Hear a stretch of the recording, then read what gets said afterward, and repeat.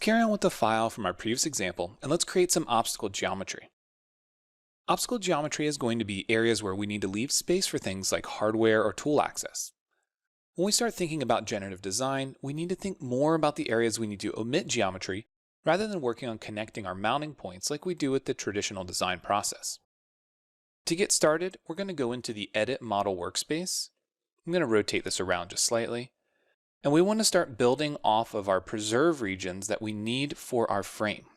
So we need to find out where we need to leave access for the head of hardware, also access for the tools, and just the bolts themselves. So we're going to get started by selecting this outside face and creating a sketch. Because this face and this face are in the same plane, I'm going to use P on the keyboard to project that geometry, so that way I have both.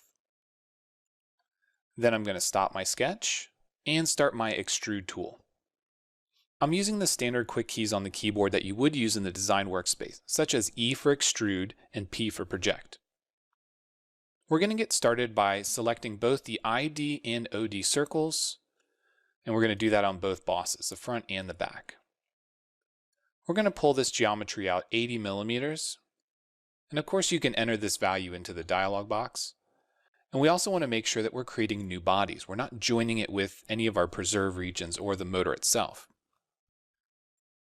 So as we take a look at this, you can see that the distance is coming out quite a bit and likely our frame won't be in that area. So I'm going to reduce this value down to 50 millimeters. Then I'm going to say OK. And I want to go back into Model Components, back into my Sketches folder, and I want to show Sketch 14.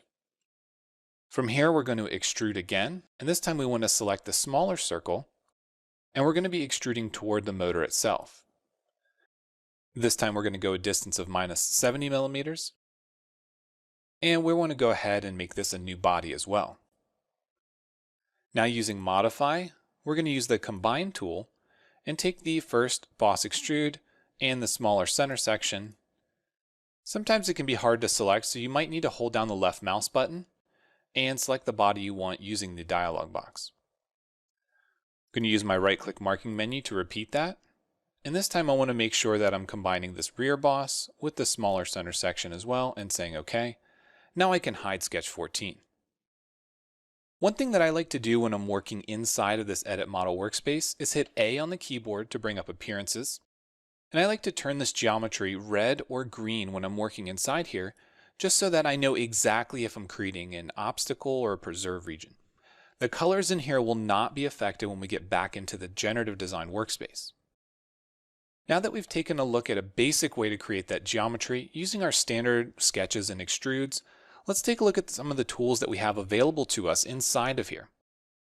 We want to take a look at what's called the connector obstacle. Now this is a quick way for us to replicate the geometry we just created.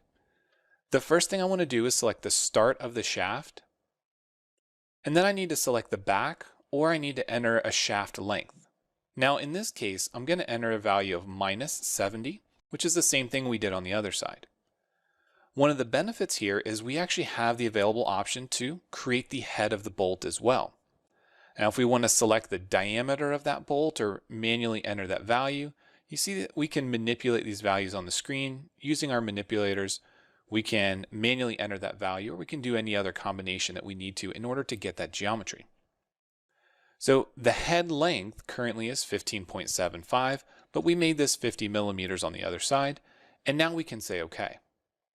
One of the benefits to using this methodology is that when we get back into the generative design workspace, this will already be selected as an obstacle. That, and we didn't have to go through the process of creating a sketch, doing an extrude, and then combining geometry. Let's replicate this process on the back side. Again, using our marking menu to repeat, we're going to start here, and again, the distance is going to be minus 70. Then for the bolt head, the diameter is going to be 35 millimeters, and the distance is going to be 50. We'll say OK, and now we've created that geometry. We're not quite done as we need to create a bit more geometry for this model. The next area that we want to focus on is the upper shock. We have our preserve regions where we need our frame to connect. However, we need to create a bolt or some sort of obstacle so that way we have room to not only insert the hardware, but access it. So again, we're going to use this connector obstacle, and this time we're going to go from one edge selection to the next. This will start by creating the inside portion of the shaft. Then we want to make sure that we use bolt head. And in this case, we're going to be creating, again, a bolt head that simply matches the diameter of our preserve region, which is going to be 50 millimeters. We want to make sure that we input the head length. And in this case, we want to use a value of 100 millimeters. One of the great options inside of this connector obstacle is the available option to do both sides. So this will automatically replicate the head diameter and length on the other side of our frame. Once we're done, we simply need to say OK, and now we've created that obstacle. Again, I like to use A for appearance, and I like to color this red. This is a great way for us to see that it is one single body. There's a lot more that we need to create in terms of obstacles, but the next thing that we want to focus on is going to be the front area where the frame connects to the stem or head tube.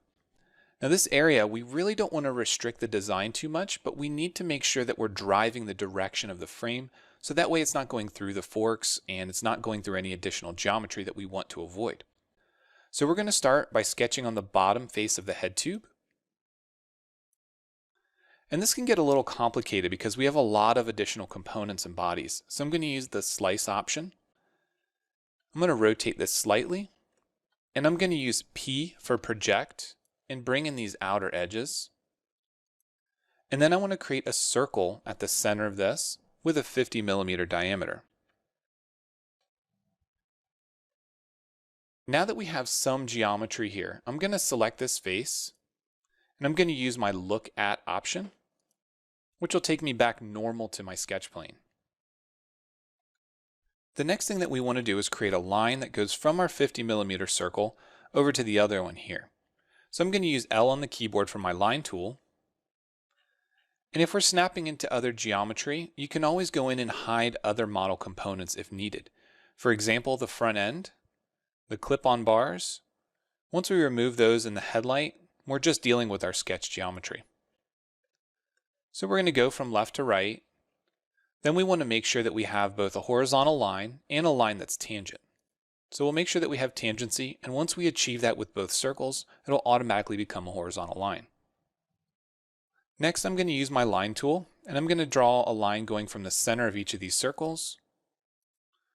And this will give me this nice closed region at the back side that I can extrude. Let's go ahead and stop the sketch, bring the front end, clip-on bars, and headlight back. Rotate this around and extrude it. We want to go up to the bottom side of the upper triple clamp, and then we want to make sure that we're using this as a new body. Again, using A on the keyboard, I'm going to change its color to red. This way I instantly know that the geometry I just created is going to be an obstacle or an avoidance area. Once we're done with that, let's go ahead and save so we can move on to the next step.